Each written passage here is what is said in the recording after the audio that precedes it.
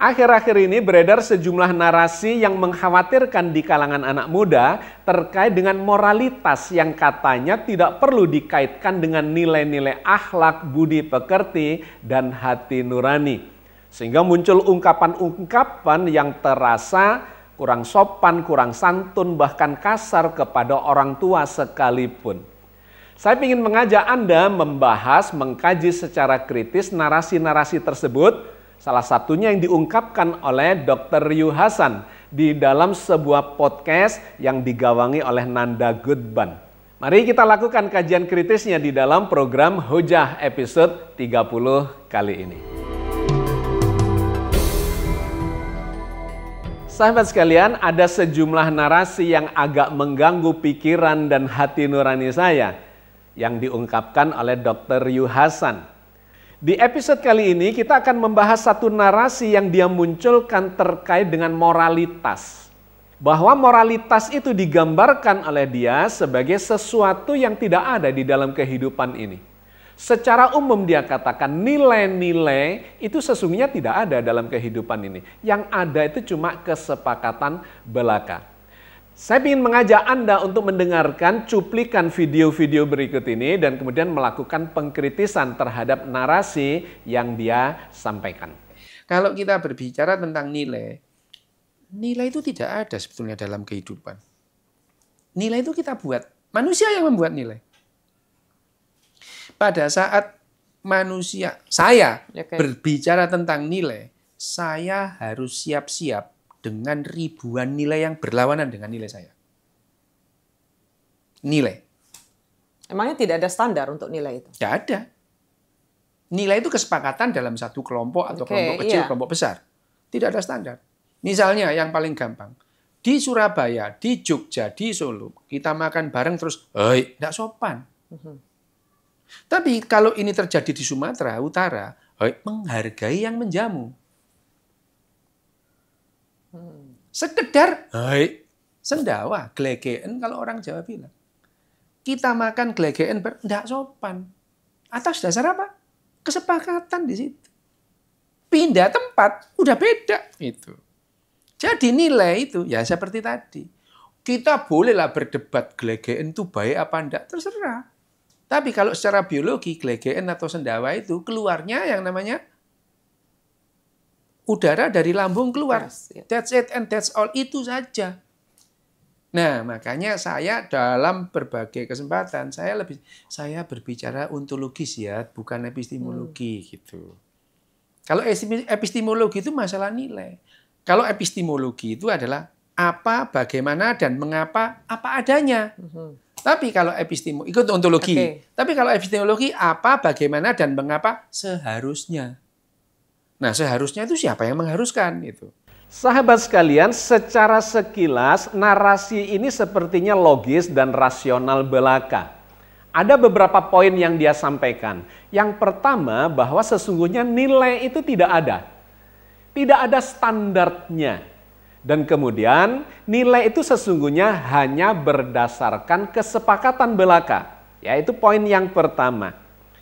Nah, poin yang kedua, dia mencontohkan misalnya satu kasus sendawa. Yang menurut dia itu sebagai contoh kasus yang menggambarkan tentang nilai kehidupan yang bisa berbeda-beda antara satu daerah dengan daerah yang lain. Antara satu masyarakat dengan masyarakat yang lain, komunitas satu dengan komunitas yang lain. Bahwa sendawa itu bisa bermakna sopan atau tidak sopan bergantung pada kesepakatan dari masyarakat atau komunitas yang ada. Dan kemudian yang ketiga, dia mengatakan bahwa karena itu dia lebih suka berbicara secara ontologis, bukan epistemologis. Apa itu ontologis? Ontologis itu bicara secara objektif. Tentang apa, bagaimana, kenapa, apa adanya. Tidak perlu melibatkan nilai di situ. Sedangkan epistemologis itu bicara tentang apa, bagaimana, mengapa, tapi dikaitkan dengan sistem nilai. Bagaimana seharusnya.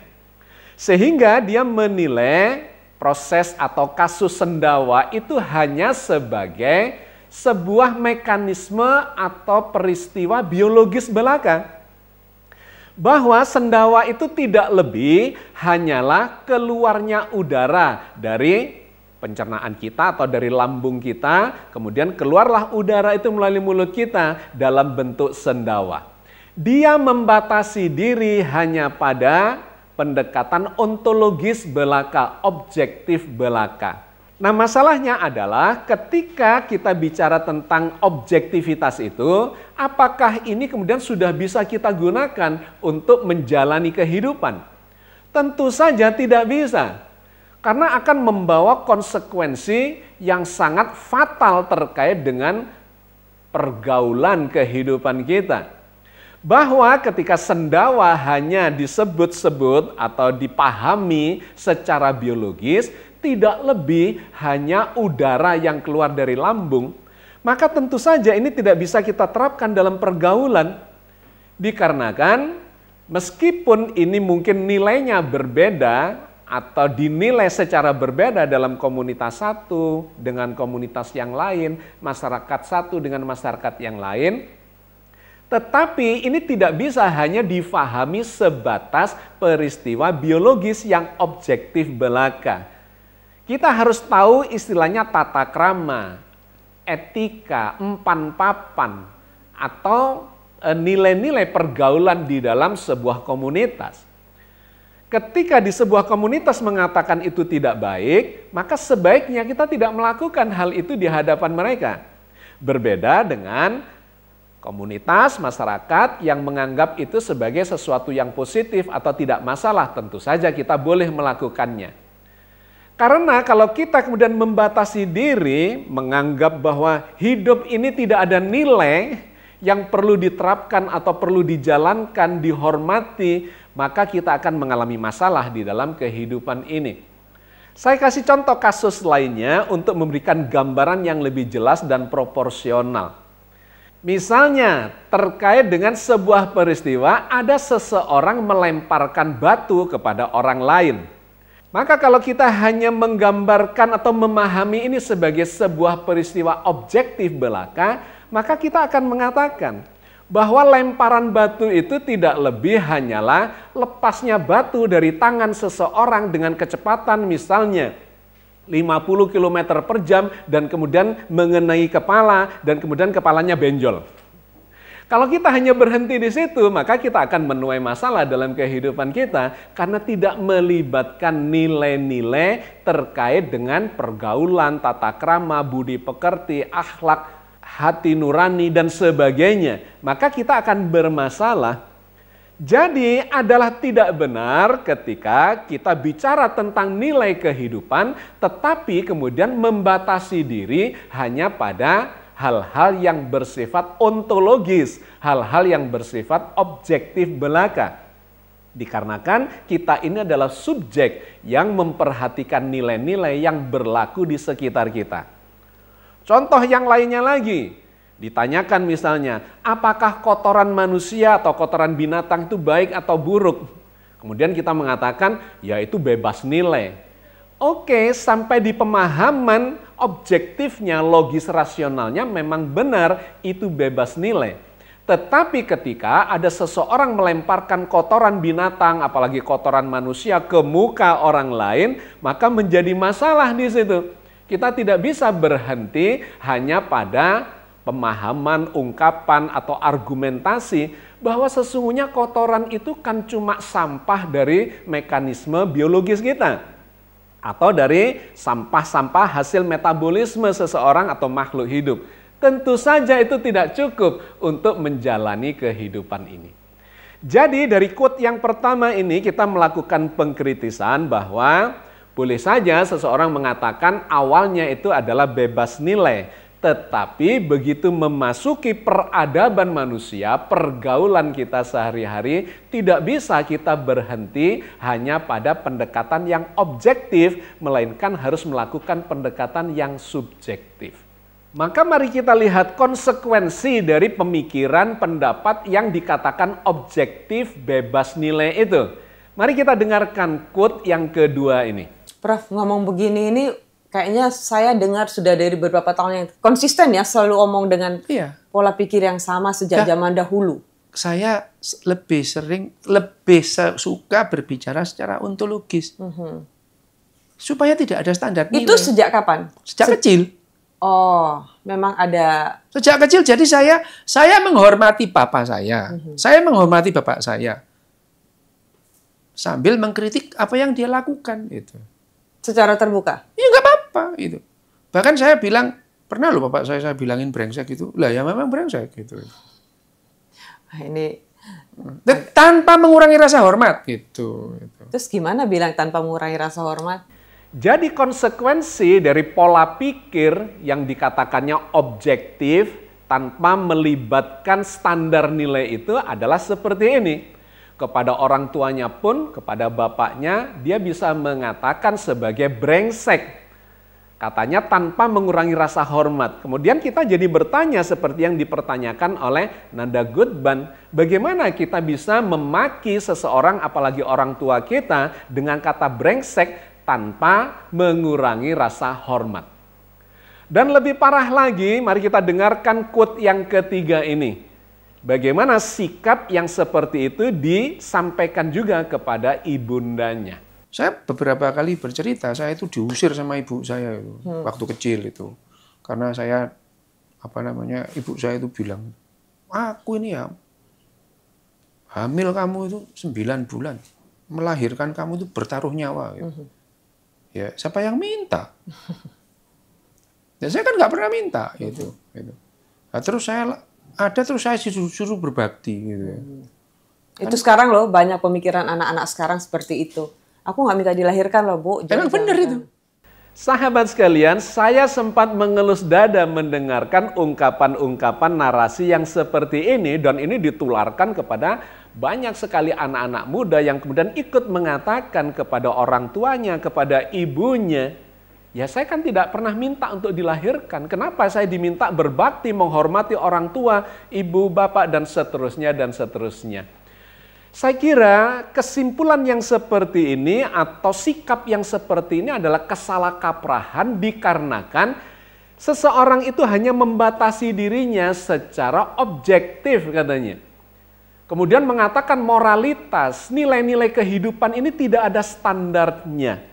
Masya Allah, ini akan menyebabkan masalah besar di dalam akhlak masyarakat kita, akhlak anak-anak muda, bahkan akhlak dalam berbangsa dan bernegara. Akan memunculkan kekacauan dan pada akhirnya adalah keruntuhan peradaban bangsa kita ini. Bangsa-bangsa besar selalu menghargai para pahlawannya, menghargai tokoh-tokoh yang berjasa terkait dengan perjuangan bangsa itu. Menghargai orang-orang dekatnya yang berjasa kepada dia, apalagi bapaknya, ibunya, saudaranya, sahabatnya, dan seterusnya. Ketika semua itu kita anggap sebagai tidak ada standarnya, bebas nilai, hanya objektivitas belaka, maka kita telah menghancurkan sendi-sendi peradaban kita sendiri. Inilah yang kemudian saya sebut sebagai moralitas tanpa hati nurani.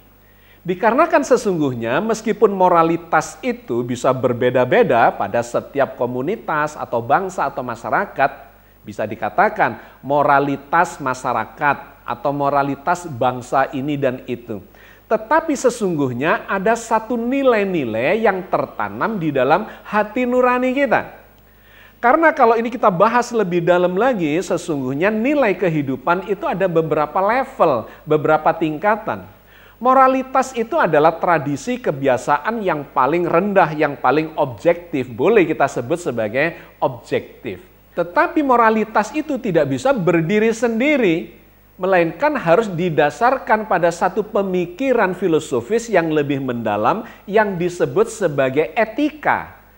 Kenapa kok kita ini boleh bersendawa di masyarakat ini tetapi tidak boleh bersendawa di masyarakat itu? Itu ada etikanya. Maka harus ada kajian yang lebih mendalam, bukan hanya pada moralitas tetapi lebih pada etika. Ada empan papan atau trapsilo kata orang Jawa bahwa sesuatu sikap itu bisa dilakukan pada komunitas atau masyarakat A dan tidak bisa pada masyarakat B atau sebaliknya. Etika lebih mendalam daripada moralitas. Dan etika itu disandarkan kepada akhlak atau budi pekerti. Yang setiap orang itu sesungguhnya memiliki sumber di hati nuraninya. Ya, jadi budi pekerti itu misalnya terkait dengan kenapa semua orang menyukai kejujuran, bukan kebohongan. Kenapa menyukai orang yang sabar, menyukai orang yang ikhlas, yang dermawan, yang suka menolong dan seterusnya, penuh kasih sayang, itu adalah akhlak atau budi pekerti yang lebih mendalam dibandingkan hanya sekedar moralitas yang katanya bebas nilai atau tidak ada standarnya itu. Kalau kita lanjutkan lebih dalam lagi, maka budi pekerti itu akan bersumber dari fitrah kemanusiaan kita, di mana kita sama-sama menyukai kebaikan dan tidak menyukai kejahatan, kerusakan, dan kehancuran.